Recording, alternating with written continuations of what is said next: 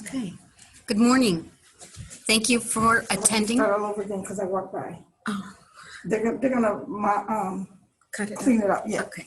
Okay, now start. Good morning.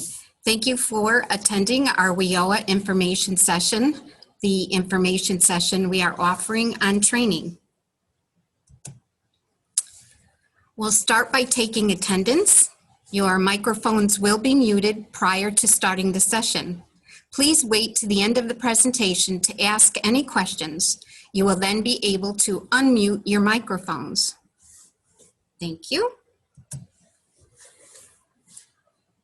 Our WIOA documents. All forms and documents that are discussed in this session will be available to you on www.nrwib.org.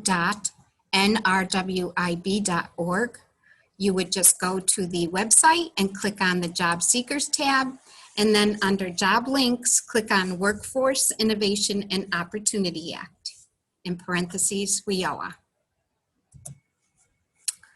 On this page, there's a little bit of background I'd like to give you about WIOA. WIOA stands for the Workforce Innovation and Opportunity Act. WIOA was signed into law on July 22nd, 2014. WIOA is designed to help job seekers access employment, education, training, and support services to succeed in the labor market and to match employers with the skilled workers they need to compete in the global economy. A participant may select any WIOA-approved education and training program in the state as listed on the current ETPL, that's our list, if the participant meets all other criteria relating to initial and subsequent eligibility for such educational and/or training services. Individuals seeking WIOA funding assistance have the freedom of customer choice in selecting the educational and training program that best fits their personal and career needs. While you are in training, you will receive support and job placement services, which will help you find and keep a job. You will be working closely with us so we can help you to look at your skills and interests through education, training, and employment. At the top of the page here, I'd like you to note that we have 3 American Job Centers funded under the Workforce Innovation and Opportunity Act. We have an office in Danbury at 185 Main Street, Danbury. The number there is 203-730-0451. An office in Torrington, located at 59 Field Street in Torrington. The phone number there, 860-496-3500. And we have a Waterbury office located at 249 Thomaston Avenue in Waterbury.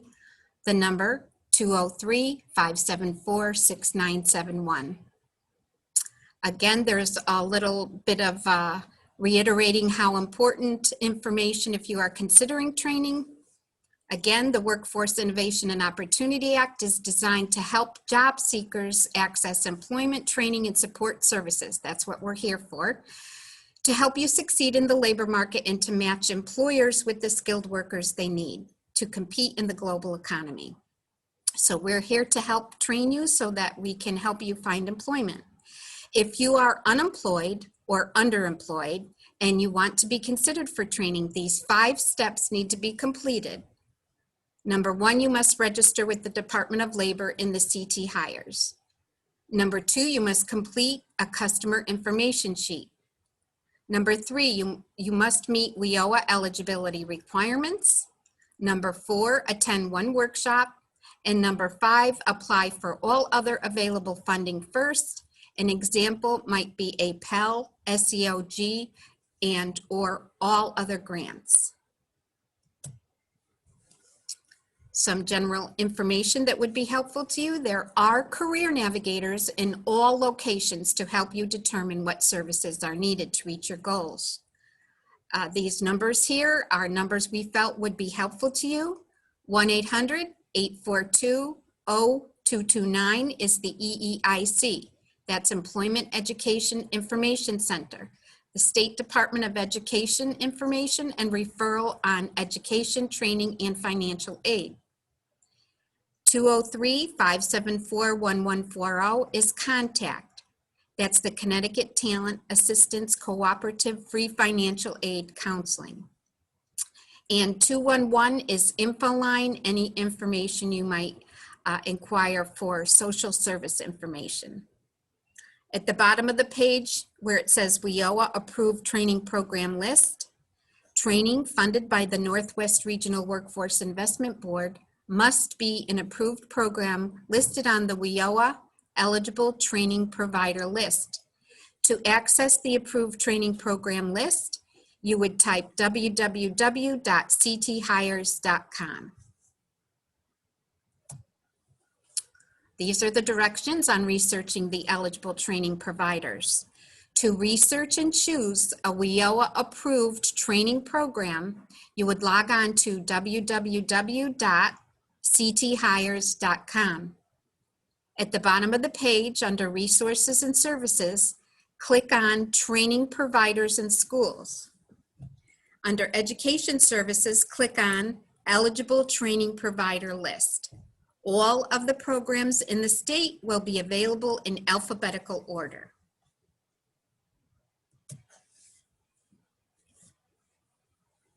If you are collecting unemployment benefits, the following documents are needed for your eligibility. So we call this our Title I dislocated workers. These are for people who are collecting unemployment.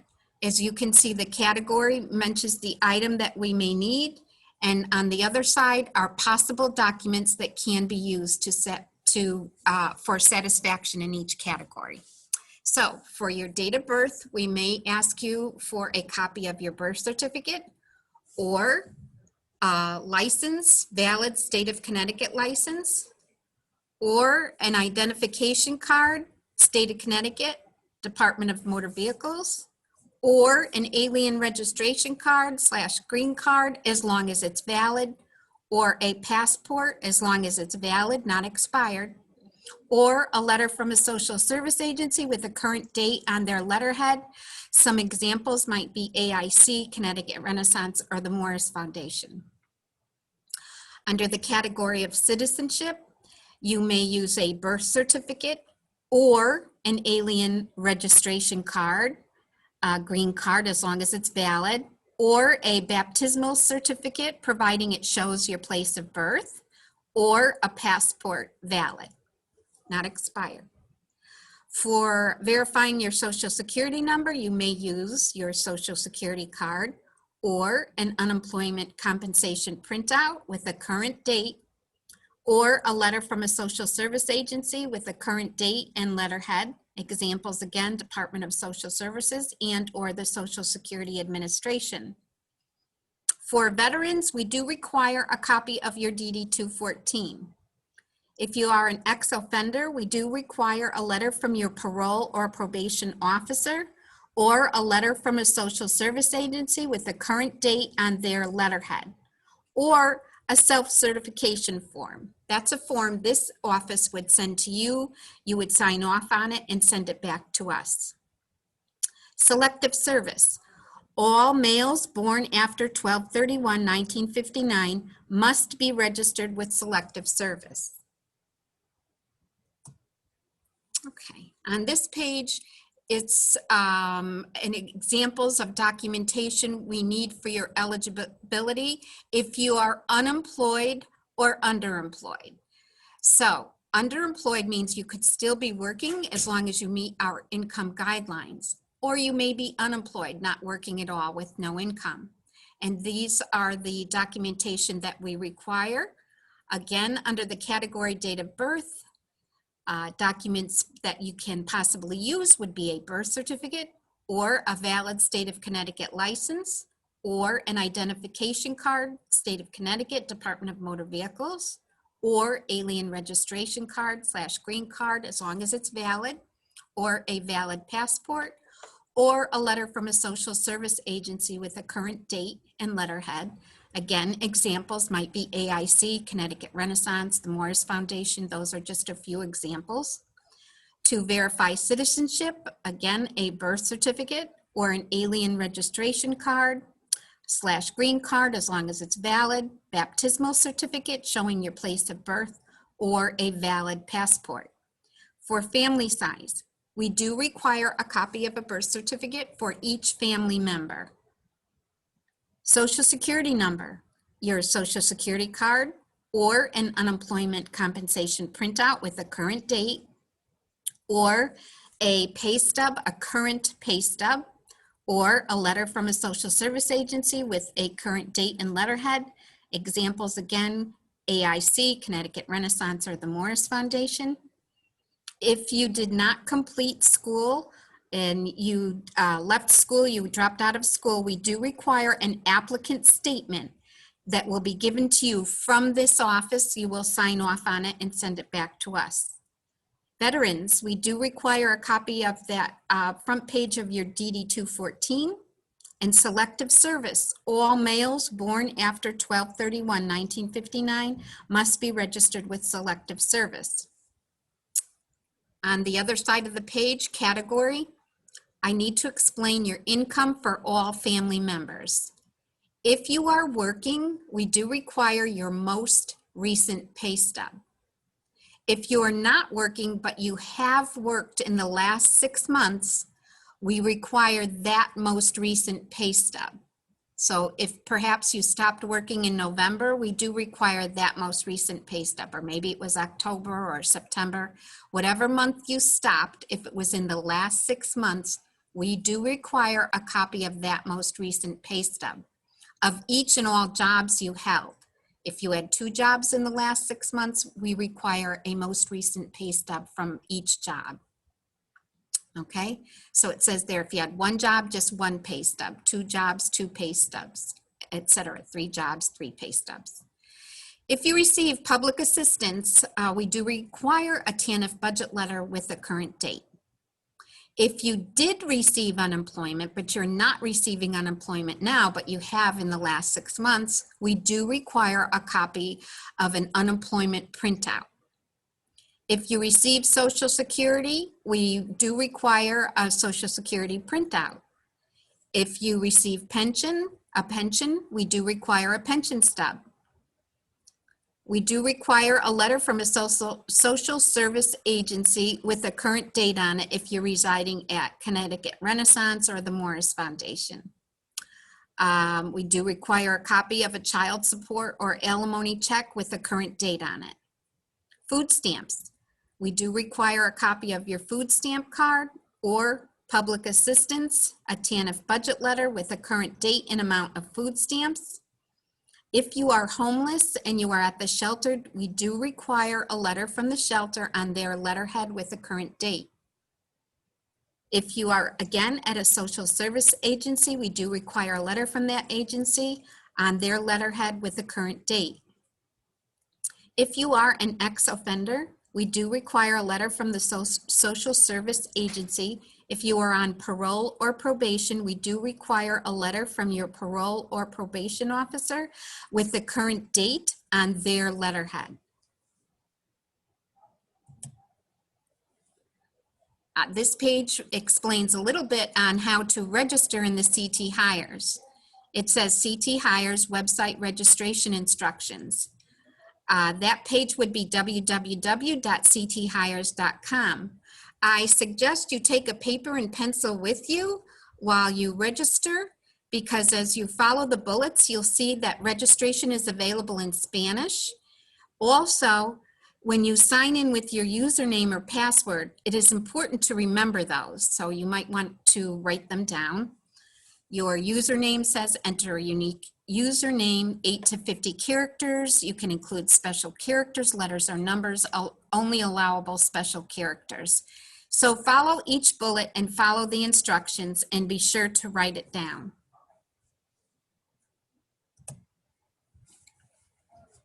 This page talks a little bit about the CT Hires WIOA pre-application, and these are registration instructions. As you can see here, it's www.cthires.com. The applicant must complete the full CT Hires registration prior to completing the WIOA pre-application. Excuse me. Upon completion of the CT Hires registration, the applicant will be presented with the following screen. Select the WIOA pre-application. Under what would you do next, you would go right down to WIOA pre-application and click there. The applicant is directed to the WIOA pre-application summary page. The directions explain the program and the pre-application process. A status bar can be found at the top of the page. The bar turns green as the applicant completes each part of the application. As you see there, the applicant selects the Next button. Next is the bottom at the middle of the page. Click Next. The WIOA pre-application. Once you have completed the WIOA pre-application and upload the required documents, a career navigator will contact you to complete the process. The Northwest Regional Workforce Investment Board offers a variety of programs in addition to WIOA. Your customer information sheet. This is a very important document. We'd like to make sure you fill this in accurately and correctly, and don't leave any blanks, please. A customer information sheet has to be completed in detail to receive services. Please complete both pages, sign, and date the back. You then have to upload it to your WIOA pre-application. This can be done on your phone. You can take a picture and open CT Hires on your phone and upload the picture in the documents required screen of the pre-application. The customer information sheet is a fillable form. You can also download it, complete, and then upload it into the CT Hires. The customer information sheet is available to you at www.nrwib.org.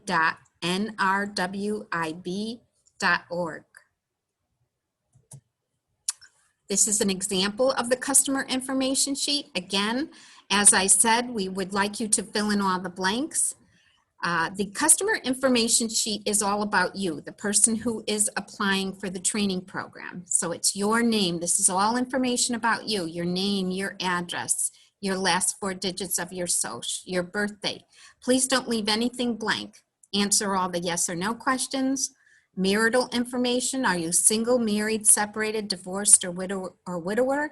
Family size is for you and or your spouse, or you and the children who live in the household with you. Under general information, please answer yes or no to any of those questions. Please fill in the bottom of that page. It says check any of the following programs you are currently participating with. So answer anything from SAGA under the SAGA column. If you receive TANF, anything under that column there. If you're residing, it says there, Renaissance House. If you receive food stamps, please check off that or anything that pertains to you. You may fill in your education information. On the next page, program of studies for degrees you hold, if you would like to list those. And this is very important, your work history information. It says in parentheses, your last employment is your first. So number 1 employer is the job you have right now or the most recent job you had. As I said, even if you haven't worked in 6 months or perhaps even a year, that would be your most recent job. The job you have right now or the most recent job you had. And it asks from when to when were you employed, your job duties, your reason for leaving. So if you had 1 job in the last 6 months, you fill in 1. If you had 2 jobs, 3 jobs, fill in all your employer history. Income information. Please list gross income received by each family member during the last 6 months. Next to yourself, your name would go there, your income for the last 6 months. If you didn't work, it would be 0. If it was unemployment, you would write the amount of the unemployment received from would be unemployment. If you have a spouse or a significant other that works, you would list their name, his or her name, their income for the last 6 months. If you have children who are 18 or under and they do live in the house with you, you would list son or daughter, put their name. If they're young, there would be 0 income, they're not working. And please be sure to sign it and date it. Some general information. You will be assigned a career navigator. Once you have completed the WIOA pre-application, your career navigator will contact you by phone to discuss any questions that you may have concerning eligibility and/or training options. The Northwest Regional Workforce Investment Board has additional programs. Below is a list of current programs and initiatives developed or supported by the Northwest Regional Workforce Investment Board. For information on any of the listed programs, please visit nrwib.org and click on the programs link to see a description of the program. Again, I would like to reiterate that all the forms and documents that are discussed in this session will be available to you at www.nrwib.org. Go to the website and click on the Job Seekers tab, and then under Job Links, click on Workforce Innovation and Opportunity Act, WIOA. We have reached the end of our session. You can unmute your microphones, and we will be happy to answer any questions you might have during this period. Thank you. If you have time to cut it off.